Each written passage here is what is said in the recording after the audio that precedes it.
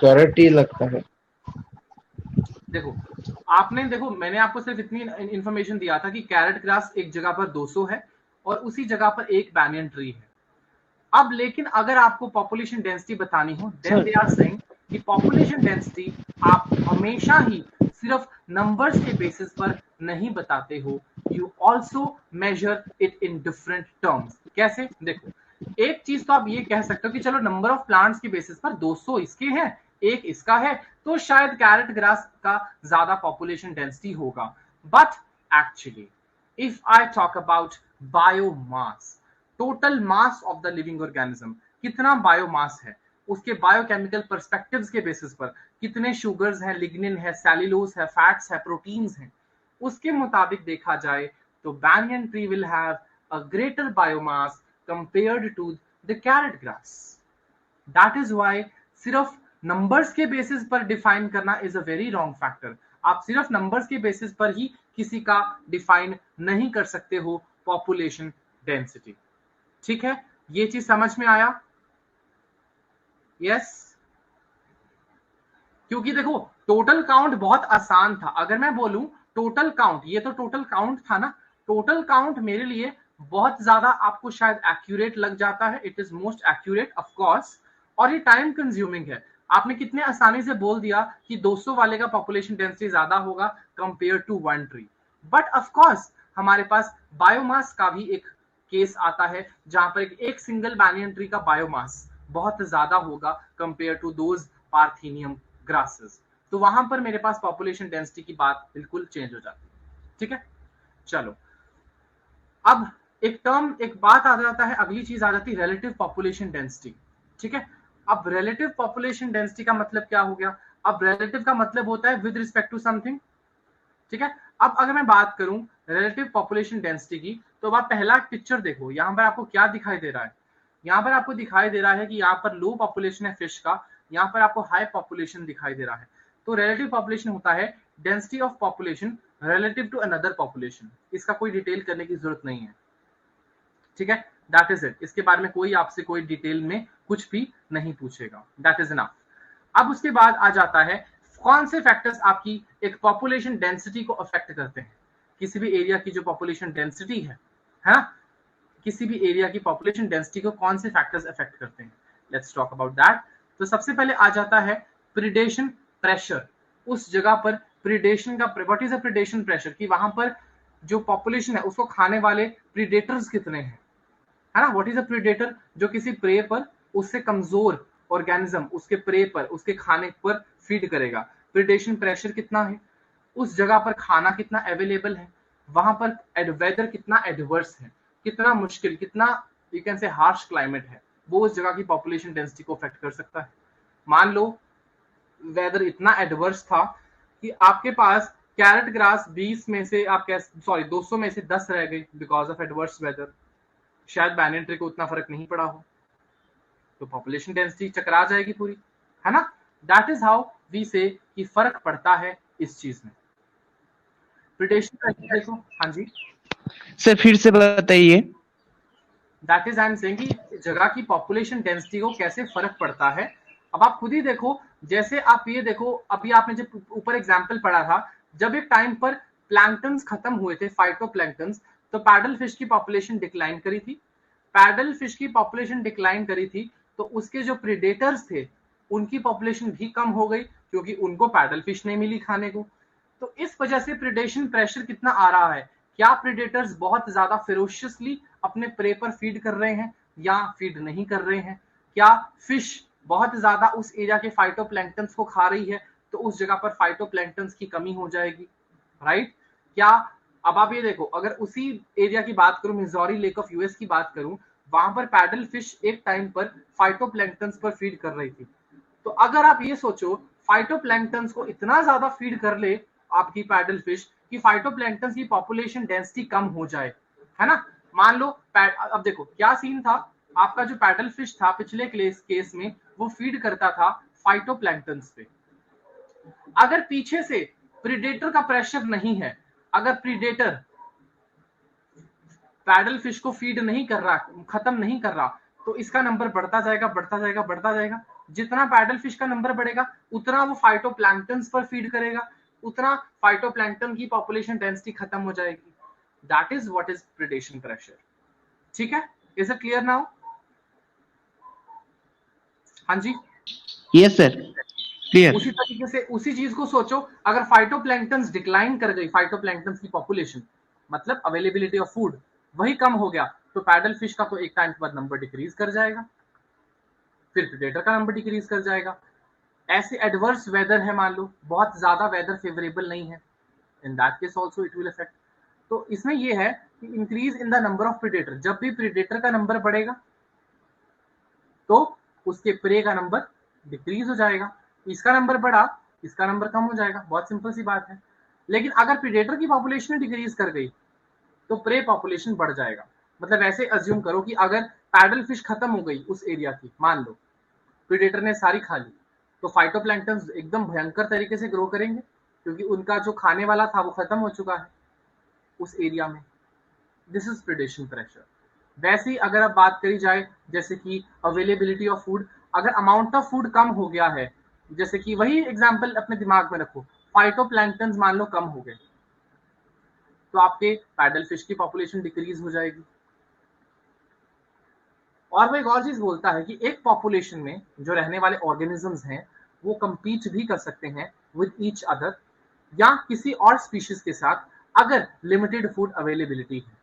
ऐसा नहीं है कि मान लो एक वाटर बॉडी है, उसी वाटर बॉडी में फिश भी रहती है, उसी वाटर बॉडी में मेरे पास वाटर वाली बर्ड्स भी रहती हैं, उसी वाटर बॉडीज में मेरे पास वाटर के क्रैब्स या वाटर के ऑर्गेनिजम्स रहते हैं। अब सबको उसी पानी में रहना है, तो सबको फूड अवेलेबिलिटी के लिए, मान लो अवेलेबिलिटी कम हो जाती है, लिमिटेड है, तो वो सारे compete भी करेंगे, तो वो चीज भी पॉपुलेशन डेंसिटी पे इफेक्ट करेगी। जो ज्यादा डोमिनेटिंग होगा, फेरोशियसली फीडर होगा, अपने से रिसेसिव वाले को भगा देगा कि चल भाई तू जा यहाँ से, तेरा कोई काम ही नहीं है। जब तू लड़ ही नहीं सकता, what you will do? Nature में भी आपको पता है सर्वाइवल ऑफ द फिटेस्ट होता है, तो वही चीज यहाँ पर फीड करेगी। ठीक है, that is how we talk about that. चलो अब आप दूसरी चीज देखो, adverse weather. Adverse weather weather नहीं है अच्छा, मे बी डिजीजेस हो सकती है, एपिडेमिक्स आ सकते हैं, महामारी हो सकती है, ड्राउट हो सकता है, फ्लड हो सकता है, उससे डेफिनेटली पॉपुलेशन डेंसिटी पर फर्क पड़ेगा। उसकी वजह से ही बहुत सारे ऑर्गेनिजम्स इंडेंजर्ड हो सकते हैं, that is you can say they are at they will face extinction, vulnerable to extinction, है ना। तो एक्सटिंक्शन वाली चीज में they will go to that case कि वो कल को एक्सटिंक्ट होने की कगार पे पहुंच जाए, या एक्सटिंक्ट भी हो सकते हैं because of the climatic conditions. तो ये चीज भी है जो पॉपुलेशन डेंसिटी को अफेक्ट करती है।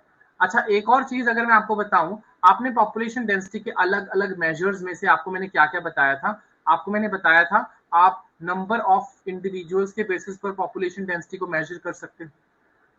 इसके अलावा अच्छा आप लोग मुझे सोचकर बताओ, यहां पर मैंने दो बातें लिखी है, इसके अलावा आप पॉपुलेशन डेंसिटी को कोई और तरीका, कोई भी बच्चा मुझे सोचकर बताओ आप पॉपुलेशन डेंसिटी को कैसे मेजर कर सकते हो?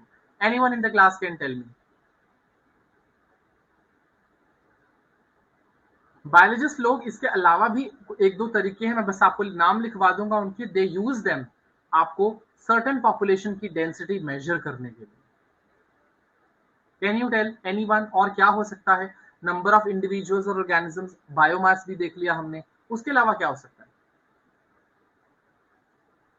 हाँ जी, I am giving you time, think and tell मी।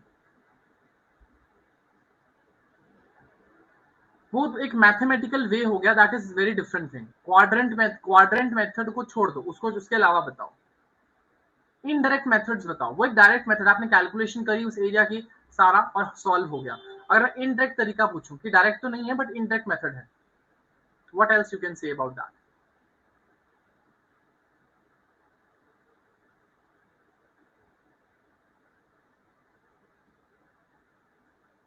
हाँ जी, सोचो, एनीवन?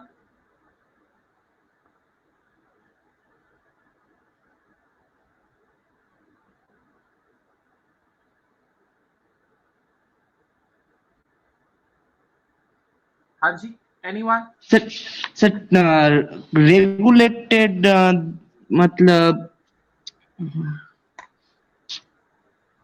हाँ जी बोलो। समझ नहीं रहा क्या। नहीं, वो तो पॉपुलेशन के एट्रीब्यूट्स हैं। पॉपुलेशन डेंसिटी देखो मैं बता देता हूं आपको, डोंट वरी। इसमें मेरे पास आ जाता है इनडायरेक्ट तरीका, और ये हम स्पेसिफिक सर्टेन ऑर्गेनिजम्स के लिए यूज करते हैं। जब भी आपको, जैसे हमारे ह्यूमन का मैंने आपको बताया ना, पॉपुलेशन का सेंसस होता है आफ्टर एवरी 10-11 ईयर्स, वैसे ही होता है टाइगर के केस में।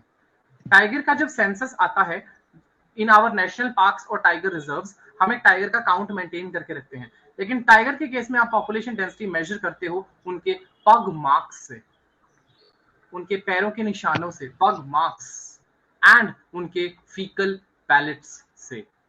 ये कुछ एक इनडायरेक्ट मेजर्स होते हैं जिससे कि आप पॉपुलेशन डेंसिटी को मेजर करते हो। एक एरिया में टाइगर्स की पॉपुलेशन डेंसिटी को आप एस्टिमेट करते हो usually based on their pug marks, the marks that they give on the ground, and faecal pellets. ये एक इनडायरेक्ट मेथड होता है जिससे कि आप एस्टिमेट करते हो पॉपुलेशन डेंसिटी, आप without actually counting or actually seeing the organism. What is indirect measure?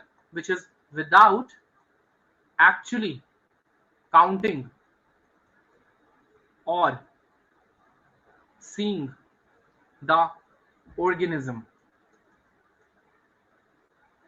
ठीक है, ये भी एक तरीका होता है indirect measure to calculate a population density of a particular area. ठीक है, समझ में आया everyone? Is it clear? Yes sir, clear. ठीक है, ओके। सो देखो, that was all about our today's particular session. यही सारी बातें हमने क्लियर करनी थी आज। So in the next class अगर हम बात करेंगे कल, बहुत इंपॉर्टेंट ही टॉपिक है इससे भी, that is population growth. Population growth कैसे होती है, growth models we are going to talk about. तो आज की क्लास में किसी को कोई डाउट है प्लीज आस्क मी। एंड एक चीज बोलना चाहूंगा, इन आवर एवरी क्लास, हमारी क्लास जब भी मैं एंड करूंगा सेशन को, please make sure you are giving that 5-star feedback in the end of the session and give your feedback honestly because it is very important to us. ठीक है, कोई भी डाउट हो मुझसे तुरंत चैट में पूछ लो, ऑडियो ऑन करके, जैसे आज बच्चों ने काफियों ने पूछे हैं तो आप साथ ही पूछ सकते हो।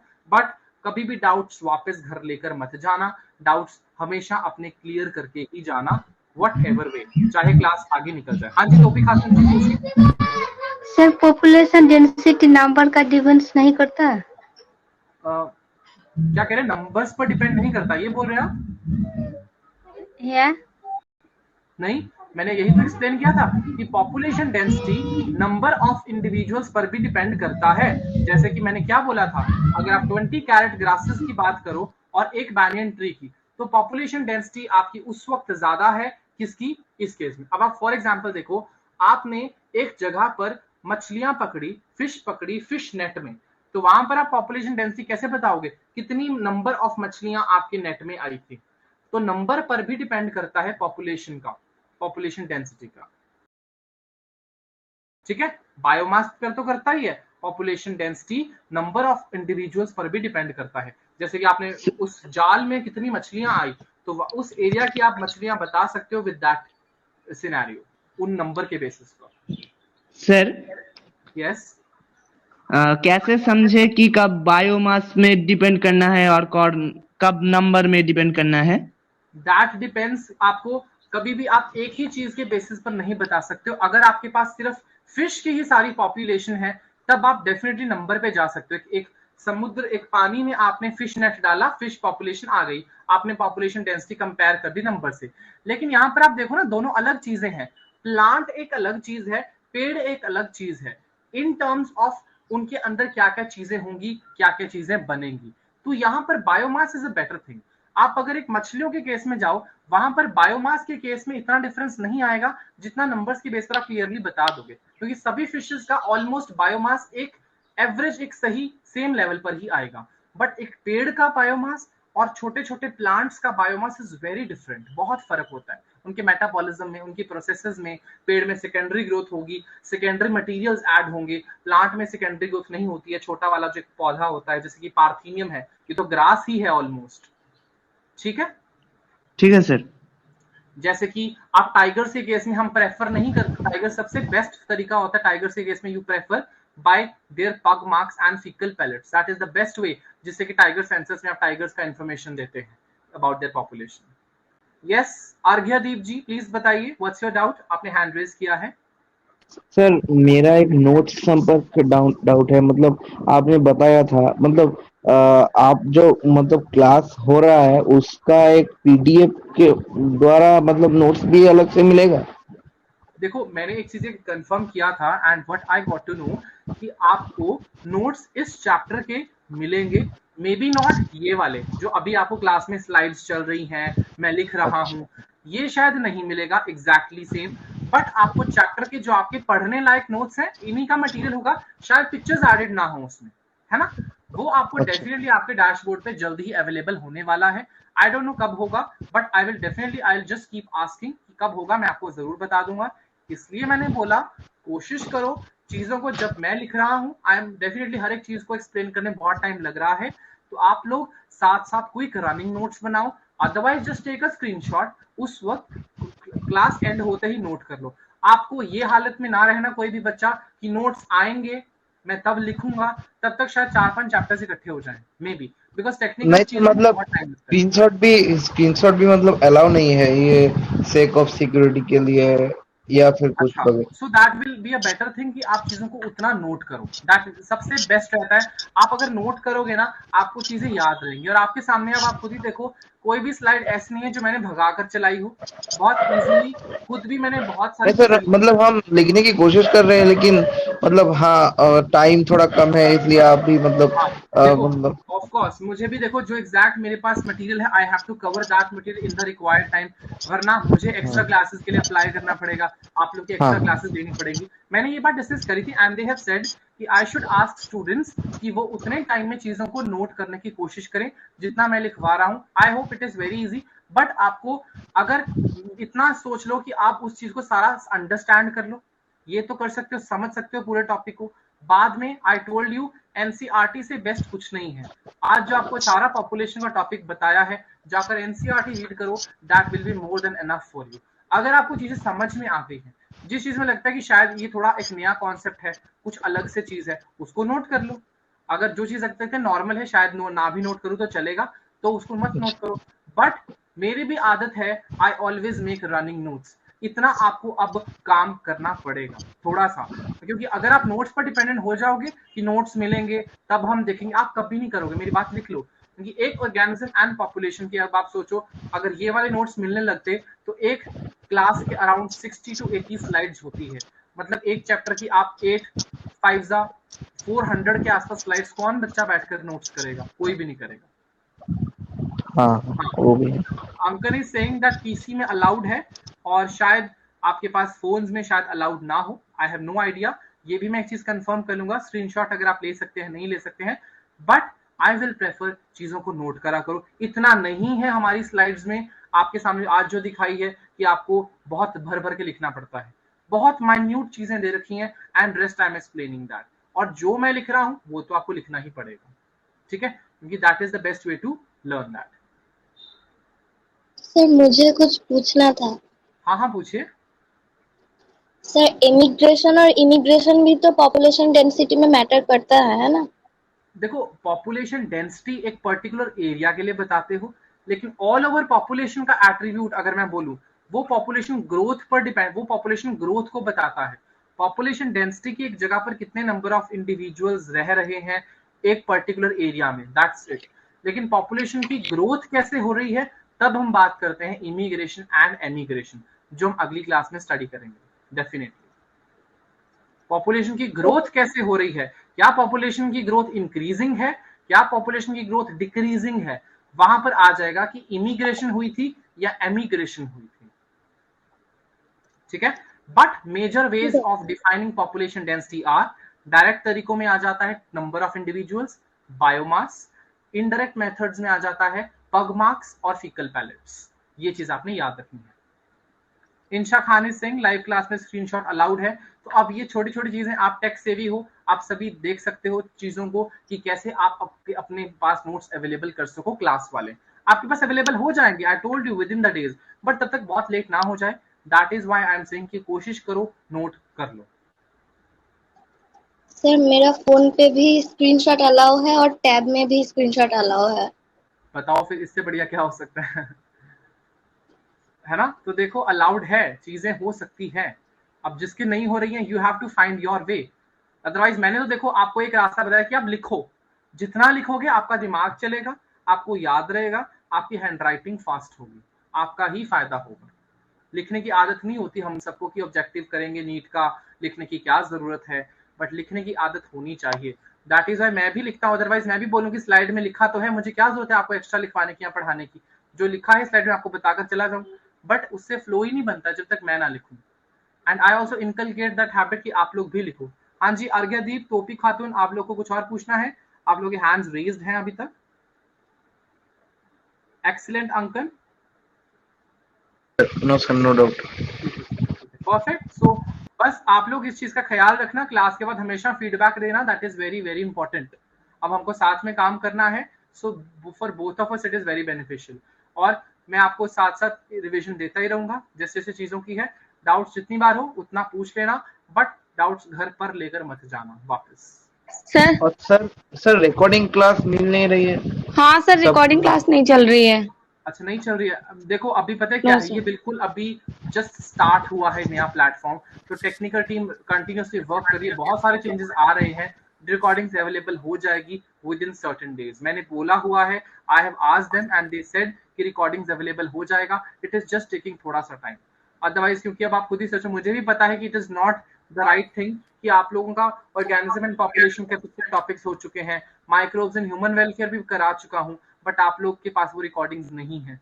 सो आप भी अपने जो भी बायजूस सपोर्ट है वहां पर भी जो आपके पास नंबर है, ईमेल आईडी है, जहां पर आप अपनी क्वेरीज रख सकते हो, आप टेक्निकल बातें उनसे जरूर डिस्कस करो, बिकॉज टेक्निकल पॉइंट पर मेरा बताना उतना वैलिड भी नहीं होगा, बिकॉज मेरा कोई रोल ही नहीं है उस चीज में।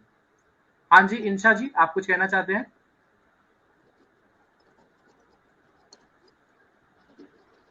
हाँ जी, और किसी को कोई डाउट है या I can and the session? हमारे पास हाँ जी, अवेलेबल है बोलो सर, बोलो रिकॉर्ड इंशा। अवेलेबल है। I can't hear you. Hello sir, हमारे पास रिकॉर्डिंग अवेलेबल है। देखो अब द पॉइंट इज ना, मेरे को नहीं मालूम कि स्टूडेंट एंड पर क्या विजिबल है क्या नहीं है। अब इंशा यू कैन टेल अदर्स कहां पर विजिबल है, क्या आप बता सकते हो उनको अभी राइट नाउ? सर, यहाँ पर इंफॉर्मेशन लिखी होती है, कौन सा होगा उसके साइड में लिखा होता है कंप्लीट क्लासेस। वहां करेंगे तो सारी क्लासेस अवेलेबल है। अवेलेबल तो सारी है मगर चल नहीं रही है सारी। अवेलेबल मेरे में भी है। सर डिपेंडिंग है। हम चल रही है, मैंने स्टार्टिंग से सारी क्लासेस देख ली, जो लेक्चर छूट गए थे वो भी। अच्छा देख लो फिर। अब जिनकी नहीं चल रही है that is a technical error, तो आप डेफिनेटली उसको बायजूस सपोर्ट को मेल करके या कॉल करके पूछो। Technical issues only they can help, मेरे तो बस में ही नहीं टेक्निकल इश्यू सॉल्व करना। ठीक है, ओके सर। मेरे मेंटर ने दोनों लिंक दिए थे, एक लिंक में रिकॉर्डिंग क्लास चल रहा है और एक लिंक में रिकॉर्डिंग क्लास ही नहीं शो कर रहा है। अच्छा देखो ये है ना कि अब कईयों के चल रहा है, अब किसी किसी के नहीं चल रहा है, तो वो जिसके नहीं चल रहा है अपने कंफर्म करके अपनी क्लासेस वापस ले आओ, सारी अपनी रिकॉर्डिंग्स देखो, सारी कंप्लीट करो अपना पिछला टॉपिक जो मैंने बताया है। ठीक है, क्योंकि अभी अवेलेबल तो है, ये तो कंफर्म है, तो जिसके नहीं है you just have to try at your level. Technical team से कंसल्ट करो, बायजूस सपोर्ट या उनसे कॉल करके आप डिस्कस कर सकते हो, मेल कर सकते हो, बिकॉज टेक्निकल पॉइंट में देखो मैं बिल्कुल भी हेल्प नहीं कर सकता। हमारे भी जब टेक्निकल इश्यूज आते हैं तब हमको भी उनसे ही पूछनी पड़ती है सारी बातें, है ना? सर 11th के चैप्टर्स नहीं पढ़ाए जाएंगे? डेफिनेटली 12th के बाद आपका 11th ही स्टार्ट हो जाएगा मोस्ट प्रोबेबली, जो मुझे बताया है। अभी आई एम जस्ट टोल्ड कि 12th चलना है, तो I am teaching 12th। Okay sir. ठीक है, बट जो भी करोगे 12th और 11th हमेशा सभी दिल लगाकर करना। एनसी जो भी क्लास में पढ़ाया है, आज जैसे पॉपुलेशन में एट्रीब्यूट्स पढ़ाया है, क्लास में जाकर उसको एनसीईआरटी से रीड आउट जरूर करना, और अगर उसके रिस्पेक्ट में ऑब्जेक्टिव क्वेश्चंस कर पाओ तो बहुत ही अच्छी बात है। डिले मत करना कोई भी टॉपिक की, नोट्स आएंगे हम तब देखेंगे, नो नॉट लाइक दैट। ठीक है, चलो I am ending the session now. Take care, have a good time, keep learning, और प्लीज फीडबैक जरूर देना so that we can work efficiently. ठीक है बच्चों, टेक केयर, बाय बाय।